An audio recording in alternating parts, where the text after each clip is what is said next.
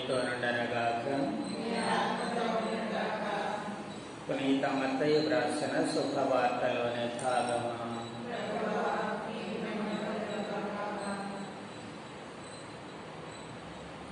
5వ అధ్యాయము 27వ వచనం నుంచి 32వ వచనము వరకు.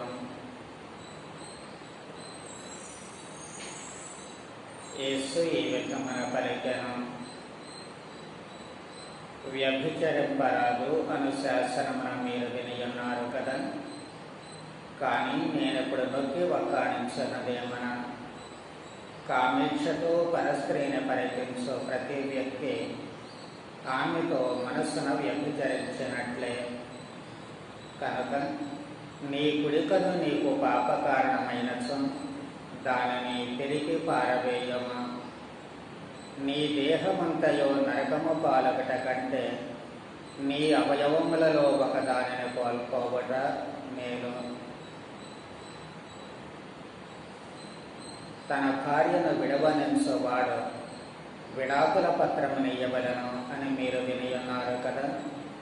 నేనిప్పుడు చెప్పనదేమన, వ్యభిచార కారణమున తప్ప తన భార్యను విడనాడు ప్రతి వ్యక్తి ఆమెను వ్యభిచారిణిని చేసిన వాడుగను. అట్లు విడనాడబడిన స్త్రీని వివాహమాడిన వాడు ఆమెతో వ్యభిచరించిన వాడుగను. ఇది క్రీస్తు సువిశేషము.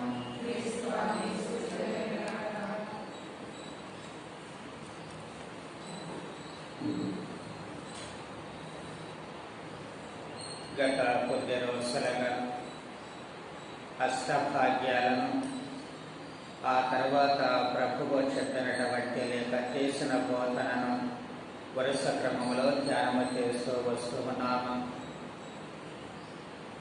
అష్టభాగ్యాలను బోధించిన ప్రభువు ధర్మశాస్త్రాన్ని రద్దు చేయడానికి కాదు, కానీ దాన్ని పరిపూర్ణం చేయడానికే వచ్చాను అని చెప్పారు. ఆ పరిపూర్ణం చేయడం ఎలా అనేటువంటిది నిన్నటి రోజు ఈ రోజున చదవబడిన పఠనాలలో స్పష్టమవుతూ ఉంటుంది. నిన్న మనము పండుగ పఠనాలు చదువుకున్నాము, కానీ వాస్తవంగా చదువుకున్నట్లయితే, సాధారణ పఠనాలు చదువుకున్నట్లయితే ప్రభువు నరహత్యను గురించి మాట్లాడడం వింటున్నాము. నరహత్య చేయడం పాపము అని పూర్వకాలంలో చెప్పబడితే దానికి ప్రేరేపించేటువంటి కారణాలు లేక హత్యకు ప్రేరకాలైనటువంటి వాటిని కూడా నిరోధించాలి. అవి ఏమిటి అంటే కోపము ఒకటి, మళ్ళీ ఆ కోపానికి పురుకొల్పేటువంటివి పిచ్చి మాటలు, తిట్టడం, చిన్న చిన్న తిట్లు కూడా. పనికి మాలిన వాడా అన్నా కూడా అది కూడా తీర్పుకు గురి చేస్తుంది అని ప్రభు అంటున్నారంటే అక్కడి నుంచి ప్రారంభం అవుతూ ఉంటుంది. ఈ రోజున 2వ అంశము వ్యభిచారాన్ని గురించి ప్రభువు మాట్లాడుతూ ఉన్నారు. వ్యభిచరించడము అనేటువంటిది నేరము, కానీ దానితో పాటుగా అక్కడ వరకు వెళ్ళడానికి ముందే దాన్ని నిరోధించాల్సినటువంటి అవసరం ఏర్పడుతుంది. అంటే తగిన జాగ్రత్తలు తీసుకోవాల్సిన అవసరం ఏర్పడుతుంది. ఎక్కడి నుంచి ప్రారంభం అవుతుంది అంటే చూపు నుంచి ప్రారంభం అవుతుంది. మనకున్నటువంటి పంచేంద్రియాలలో నయనము ప్రధానమైంది అని చెప్పి పెద్దలు అంటారు. అంటే చూపు. మనము చూచినప్పుడు ఒక వస్తువును కానీ ఒక మనిషిని కానీ ఏదైనా చూచినప్పుడు దానిని సంగ్రహించినప్పుడు మెదడికి ఆ వస్తువు మీద లేక ఆ మనుషుల మీద కొన్ని అభిప్రాయాలు, భావాలు కలుగుతూ ఉంటాయి. ఈ భావాలు తప్పుదోవ పట్టినప్పుడు మనిషి పొరపాటు చేసేటువంటి అవకాశం ఏర్పడుతుంది. ఏ విధంగా ఒక కంటి చూపు పాపానికి పురుకొల్పుతుంది అనేది సాక్షాత్తు మహారాజు అయినటువంటి దావీదే ఉదాహరణ. తాను మిద్దె మీద ఉన్నప్పుడు స్నానం చేస్తూ ఉన్నటువంటి స్త్రీని చూసినప్పుడు ఆయన మనస్సు గాడి తప్పుతుంది. ఆ చూపే కోరికను రేపుతూ ఉంటుంది. ఆ కోరిక పర్యవసానం ఆమెతో వ్యభిచారం చేయడం ఒకటే కాకుండా తాను తనతో పాటు చాలామంది హత్యలో పాల్గొనేటట్టు చేస్తూ ఉంటుంది. కాబట్టి ఒక కనుచూపు ఏ విధముగా మనిషిని పతనానికి గురి చేస్తుంది అనేది చక్కటి ఉదాహరణ అది. అందుకే ప్రభువు అక్కడ దాకా వెళ్లకుండానే ఆఖరిలో వ్యభిచారాన్ని నిరోధించడమే కాదు, కానీ అందుకు కారణభూతమైనటువంటి అంశాలను సరిచేసుకోవాలి.